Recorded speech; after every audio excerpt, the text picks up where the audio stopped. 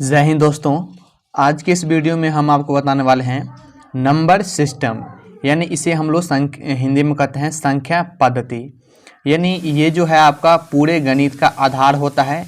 यानी ये सारा चीज़ जैसे कि हो गया प्राकृतिक संख्या, पूर्ण संख्या, पूर्णांक संख्या, सम संख्या, विषम संख्या, आभाज्य संख्या, भाज्य संख्या, सहभाज्य संख्या, ये सब अगर आपको पता नहीं रहेगा ना तो आप मैथ में समझिए आप बहुत ही कमज़ोर हैं और बहुत सारे सवाल में अटक जाएंगे। ठीक है, तो ये चीज़ आपको सीखना ज़रूरी है। इसके लिए आपको ये वीडियो पूरा देखना होगा। अगर आपको नहीं समझना है तो प्लीज़ आप अभी इस वीडियो को छोड़ दीजिए, क्योंकि अगर समझते हैं तो पूरा आपको वीडियो देखना होगा, तभी आप पूरा समझेंगे। नहीं तो आधा अधूरा समझेंगे, बाद में कमेंट करेंगे कि सर जी हम नहीं समझे। तो आप पूरा देखिए वीडियो को। सबसे पहले हमारा है प्राकृतिक संख्या, इसे हम कहते हैं अंग्रेजी में नेचुरल नंबर। ठीक है, तो प्राकृतिक संख्या क्या होता है? जो भी हम पहाड़ा करते हैं या गिनती करते हैं उसे प्राकृतिक संख्या कहते हैं। डेफिनेशन के लिए यानी परिभाषा हम लोग लिख दिए हैं, गिनती की सारी संख्या प्राकृतिक संख्या कहलाती है। जैसे 1, 2, 3, 4, 5, 6, 7, ये सब सारा क्या है? नेचुरल नंबर है। ठीक है, तो आई होप कि आप समझ जाएंगे, बहुत ही आसान है ये। ठीक है, कभी कभी आपको ये भी बोल देता है कि प्रथम 5 प्राकृतिक संख्या का माध्य निकालें, तो ये आपका परिभाषा याद रहेगा और इसका ये याद रहेगा तो आप निकाल पाएंगे। ठीक है, चलिए उसके बाद हम दूसरा देखते हैं पूर्ण संख्या। पूर्ण संख्या कुछ नहीं है, बस प्राकृतिक संख्या से पहले 0 लगाने वाली संख्या को ही पूर्ण संख्या कहते हैं। ठीक है, पूर्ण संख्या इसे हम लोग अंग्रेजी में कहते हैं होल नंबर। जैसे कि मैं आपको डेफिनेशन में लिख दिया हूँ, प्राकृतिक संख्या से पहले 0 को शामिल करने पर पूर्ण संख्या कहलाती है। जैसे देखिए यहाँ से 0 से स्टार्ट होगा, 0, 1, 2, 3, 4, 5, 6। ठीक है, तो ये क्या है? पूर्ण संख्या है। आपको कभी कभी ये क्वेश्चन कभी कोई कर दे कि पूर्ण संख्या की सबसे छोटी संख्या क्या है, तो 0 है। ठीक है, 0 से स्टार्ट होता है और उसका अनंत तक जाता है। ठीक है, यानी इसका लिमिट नहीं है। तो उसके बाद क्या आता है? पूर्णांक संख्या। ठीक है, ध्यान समझिएगा, क्या है? पूर्णांक संख्या। पूर्णांक संख्या इसे हम लोग अंग्रेजी में कहते हैं इंटीजर नंबर। ठीक है, तो पूर्णांक देखिए, पूर्णांक क्या होता है? सभी धनात्मक एवं ऋणात्मक पूर्णांक संख्या कहलाती है। धनात्मक का मतलब होता है, समझिएगा, धनात्मक, समझिए आप, धनात्मक या धन, इसका मतलब होता है प्लस, ध्यान समझिएगा। और ऋणात्मक या ऋण, इसका मतलब होता है माइनस। ये आप लोग ध्यान रखिएगा। ठीक है, तो सभी धनात्मक एवं ऋणात्मक क्या होता है? पूर्णांक संख्या कहलाता है। और ये 2 होता है, मैं आपको समझाता हूं। जैसे के लिए, उदाहरण के लिए, तो ध्यान समझिएगा, तो इसमें 2 होता है। एक होता है धनात्मक पूर्णांक, ठीक है, जिसे हम लोग प्लस में लिखते हैं। ठीक है, धनात्मक पूर्णांक इसे हम लोग लिखते हैं प्लस में, इसे हम लोग अंग्रेजी में कहते हैं पॉजिटिव इंटीजर। ठीक है, तो ये प्लस वाली जितनी भी होती है ये धनात्मक पूर्णांक होती है। अब होता है देखिए ऋणात्मक, इसे हम लोग माइनस में लिखते हैं, जैसे -1, -2, -3, ये सब क्या है? ऋणात्मक पूर्णांक, इसे हम लोग कहते हैं निगेटिव इंटीजर। ठीक है, और आप लोग ध्यान रहेगा 0 कौन सी संख्या है? तो 0 पूर्णांक भी संख्या है और 0 पूर्ण भी संख्या कहलाती है। ठीक है, तो अगर आपसे कोई पूछे कि 0 कौन सी संख्या है, सबसे पहले आप बताएंगे पूर्ण संख्या है। ठीक है, और बोलेगा पूर्णांक संख्या में 0 को हम लोग क्या बोलेंगे, तो ये भी पूर्णांक में ही आता है। ठीक है, तो अब चलते हैं हम सम संख्या की ओर। ठीक है, तो सम संख्या ध्यान समझिएगा, ये है सम संख्या, इसे हम लोग कहते हैं अंग्रेजी में इवन नंबर। ठीक है, तो इसका मतलब होता है कि जो संख्या 2 से पूरा विभाजित हो जाए। विभाजित का मतलब होता है पूरा कट जाए, उसे हम लोग कहते हैं सम संख्या। ठीक है, जैसे कि 2, 4, 6, 8, 10, यानी जैसे मान कर रखिए 2 का आप 2 से भाग लाएंगे तो ये कट जाएगा, फिर 4 को आप 2 से भाग लाएंगे तो ये कट जाएगा, फिर 6 को आप 2 से भाग लाएंगे तो कट जाएगा। मतलब जो संख्या 2 से पूरा कट जाए उसे आप समझिएगा सम संख्या है। अगर आपको ये दे दे लंबी वाली संख्या, जैसे बड़ी वाली संख्या, जैसे 638, तो आपका ध्यान रखना कि जिस संख्या का अंतिम संख्या क्या है, ये 8 है, तो 8 है तो 8 का आधा कितना होता है 4, यानी 2 से कट जाएगा तो ये भी सम ही संख्या होगा। ठीक है, अगर मान के रखिए कि आपका 3 बोले तो 3 तो नहीं कटेगा, 3 नहीं होगा सम संख्या। ठीक है, 5 भी सम संख्या नहीं होगा, यानी जो संख्या 2 से पूरा पूरा कट जाए वो सम संख्या कहलाता है। उसके बाद आता है विषम संख्या, ध्यान समझिएगा, यानी ओड नंबर।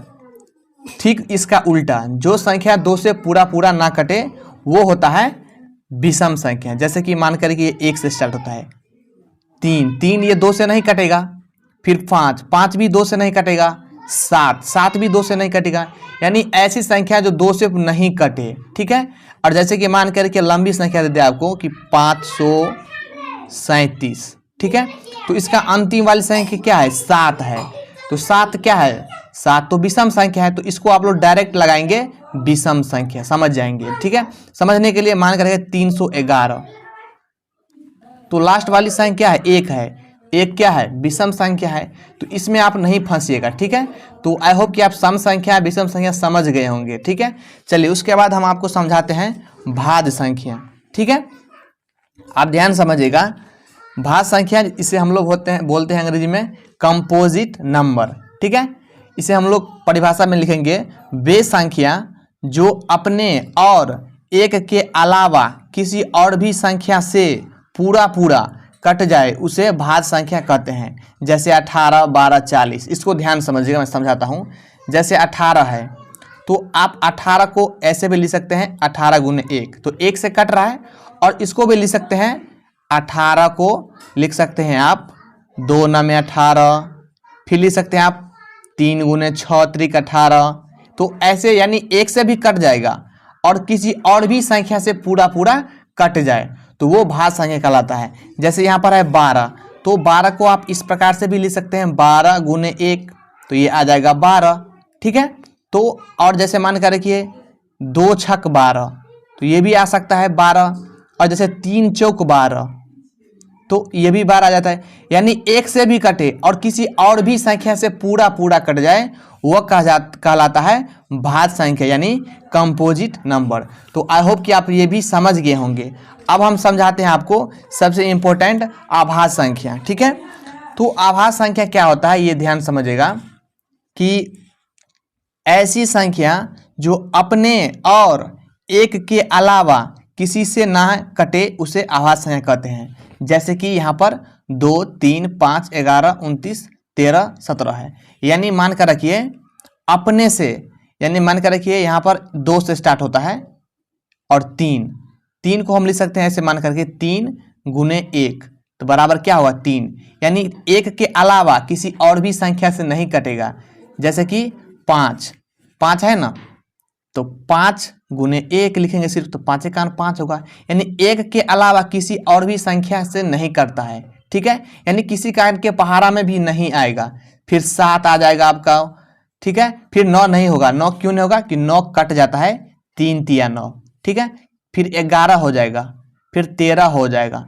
ठीक है, फिर क्या हो जाएगा ये 17 हो जाएगा, फिर 19 हो जाएगा, फिर 23 हो जाएगा। इस प्रकार होता है। आपको एग्जाम में भी एक प्रश्न आता है कि निम्नलिखित में से कौन आभाज्य संख्या है, तो आप लोग ज़्यादातर ध्यान रखिएगा, यही इसमें से एक क्वेश्चन जरूर पूछता है। ठीक है, और आप लोग आभाज्य गुणनखंड भी करते हैं, तो पहले क्या करते हैं, पहले 2 से लगाते हैं, उसके बाद 3 से लगाते हैं, उसके बाद 4 से नहीं लगाना है, उसके बाद डायरेक्ट 5 से लगाना है, उसके बाद 6 से नहीं लगाना है, उसके बाद डायरेक्ट 7 से लगाना है, फिर 8 से नहीं लगाना है, 9 से भी नहीं लगाना है, 10 से भी नहीं लगाना है, 11 से लगाना है। ठीक है, उसके बाद 12 13 से लगाना है।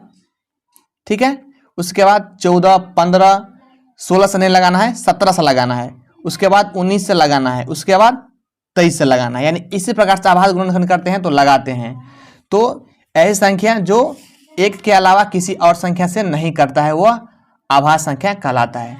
चलिए हम आगे और समझते हैं क्या है हमारा।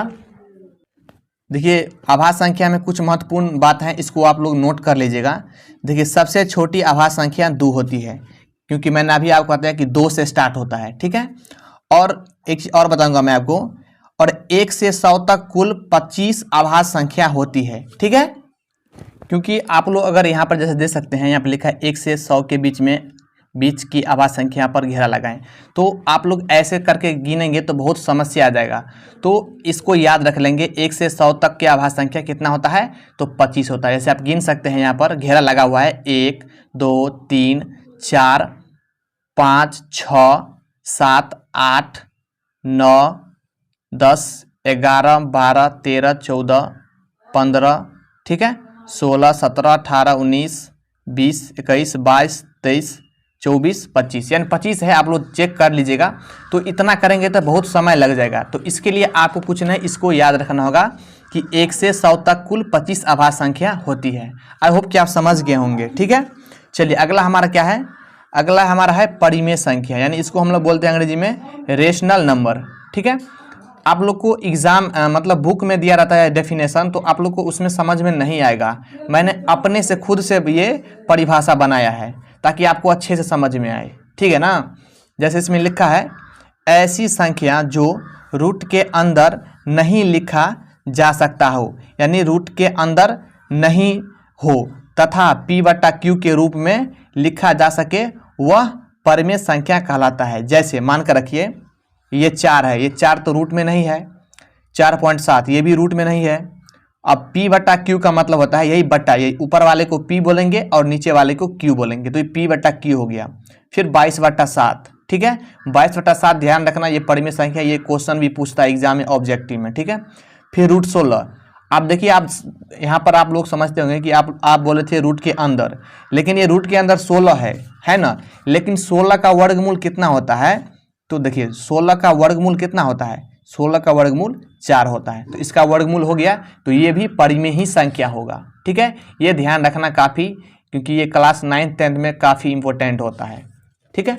उसके बाद हम चलते हैं अपरिमेय संख्या की ओर।